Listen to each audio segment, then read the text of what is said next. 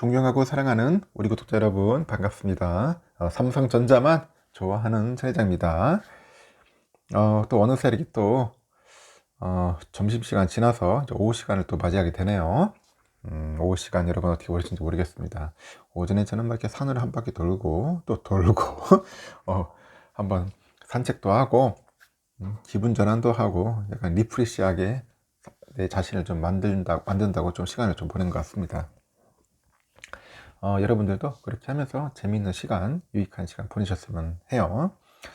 즐거운 시간이 가득했으면 좋겠습니다. 가득했으면은 미국에 상장된 요즘 중국 기업들, 이 중국 기업들에 대한 미 정부의 상장 폐지, 상폐라고 하죠. 상폐. 이 상장 폐지 압박이 다시 부각될 수 있다. 그런 이야기가 있습니다. 그럼 투자자들 어떻게 되는 거야? 큰일이죠.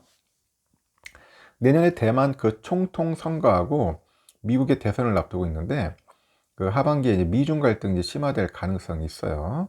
갈등이 심화될 가능성이 있고 이렇게 미중 갈등, 이 미중 갈등이 이제 커질수록 미 증시에 대한 그 투자한 그 서학개미들, 이 서학개미들의 고민이 깊어질 거다. 고민이 깊어질 전망이다. 그런 이야기가 있는 겁니다.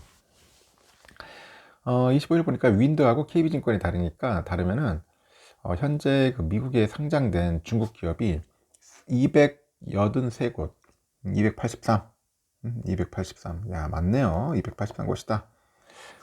여기서 시가총액은 지난 22일 종가 기준으로 해보니까 1189조 원이에요. 1189조 원으로 홍콩 증시 시가총액의 한 19%를 차지하더라. 19% 차지하더라.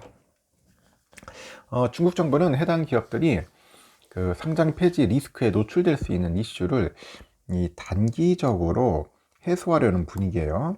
해소하려는 분위기인데 이렇게 미중 갈등 심화로 어려울 수 있다. 미중 갈등 심화로 어려울 수 있다. 그런 이야기도 있고 분석도 있어요. 지금 보니까 중국의 증권감독관리위원회가 있어요. 여기 지난 17일 날 보니까 중국 국내 기업 역의 증권 발행 및 상장 관리 방식, 행동 방법 등을 발표를 합니다. 얘들 막강한 애들이죠.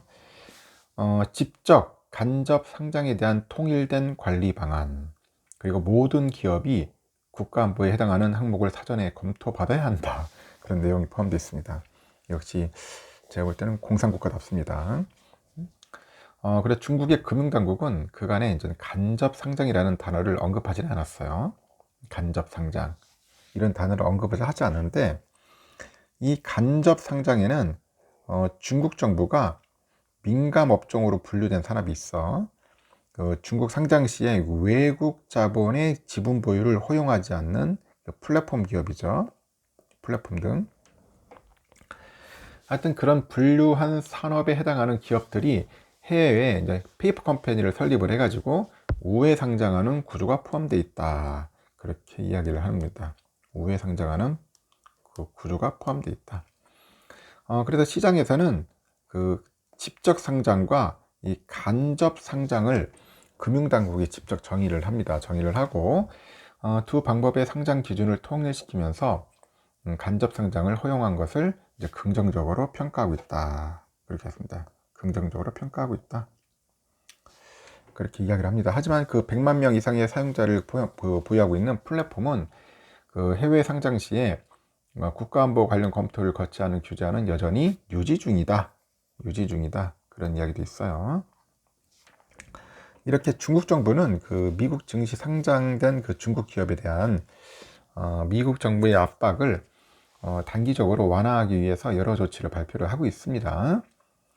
다만 민감한 영역에 대한 데이터는 미국 측에 공개하지 않도록 하고 있어요. 지금 보니까 최근에 중국 정부가 국유 기업에 글로벌 4대 회계법인인 프라이스 워터하우스 쿠퍼스하고 언스텐영, KPMG, 딜로이트와의 계약을 중단할 것을 지시했다는 그런 내용도 있습니다. 왜냐하면 거기 통해서 이제 모든 정보 자료가 다 유출될까봐 그 4대 회계법인하고는 하지 마라 그렇게 딱 하는 것 같습니다. 중국 애들이.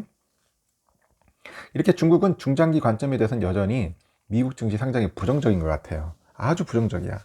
상당히 안 좋아.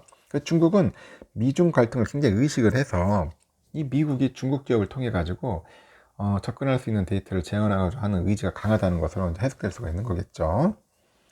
올 하반기가 재밌을 것 같아요. 2024년 그 대만의 총통 선거, 미국 대선을 앞두고 있잖아요. 그래서 중국 기업의 블랙리스트를 추가할 테고, 뭐 상장 폐지 압박 등이 다시 불거질 가능성이 높다는 거야. 그러다 보니까 연초 이후 높은 반등을 보였던 홍콩 증시, 홍콩 주식 비중이 높은 뭐 MSCI 차이나에는 그 부담스러운 이슈다. 그동안 홍콩 증시 잘 올라가다가 또 꺾였잖아요. 계속 꺾이고 있어요. 또 보니까 하반기에 가까워질수록 이러한 정치적 이슈로 변동성이 높아질 수 있다는 그런 판단이 현재 나오고 있다는 겁니다. 그래서 상당히 지금 좀 고민일 거예요. 지금 머리 아플 겁니다. 이런 상황에서 중국 투자를 과연 이게 하는 게 맞는 건지 하지 말아야 하는 건지 뭐 그런 이야기들이 좀 나오고 있어요. 공산국가에 투자한다는 게 쉽지가 않습니다. 여러분 생각하는 거 쉽지가 않아요. 잘못했다가는 그대로 이제 골로 갈 수가 있습니다. 제가 볼 때는 그때그때마다 정책이 변동돼. 갑자기 시진핑 등장해가지고 뭐 하지 마라, 중지시켜라, 뭐 퇴출시켜라, 그렇게 하면은 그대로 가는 겁니다. 내가 볼 때는. 마찬가지로 미국도 그러잖아요. 이 바이든도 그렇고 시진핑도 그렇고 둘 다 어떻게 보면 공인된 깡패야. 이 깡패들 사이에서 이게 투자한다는 게 참 쉽지가 않습니다. 하여튼 상황이 지금 상당히 좀 난처하게 됐고, 여러분들 투자를 할 때도 신중히 해야 돼요. 그래서 내가 말한 게 중국 기업 투자가 이게 참 조심스럽더라고. 이 조심스러워요. 아직까지도 너무나 변동성도 있고, 아까 말한 것처럼 공산국가라다 보니까 이게 무슨 뭐 지시 하나에 그냥 주가가 휘영청 거립니다. 그래서 될 수 있으면은 여러분들 그거 하지 말고 그냥 미국 기업이나 하세요. 미국 기업. 그나마 미국 기업이 나을 겁니다. 뭐 100% 좋다 나쁘다 그걸 떠나서 그나마 비교를 해봤을 때, 상대적으로 봤을 때 그나마 안정적이다는 거죠. 안정적이다.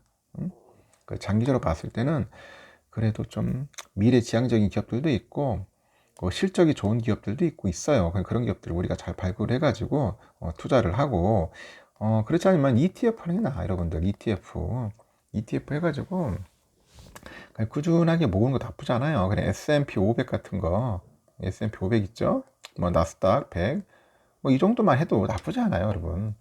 너무 많이 하는 것도 좋지도 않더라고. 정신만 사납고 뭐 헷갈립니다. 당장의 수익보다는 여러분들의 노후를 위해서 한 10년, 20년 정도 그냥 아주 푹 사골로 삭힌다는 생각으로 이렇게 투자를 하셨으면 좋겠습니다. 그런 마인드로 투자하라는 겁니다. 절대 조급한 마음을 갖지 않았으면 좋겠습니다. 일단은 여기까지 할게요. 여러분 즐거운 오후 시간 보내시길 바라요.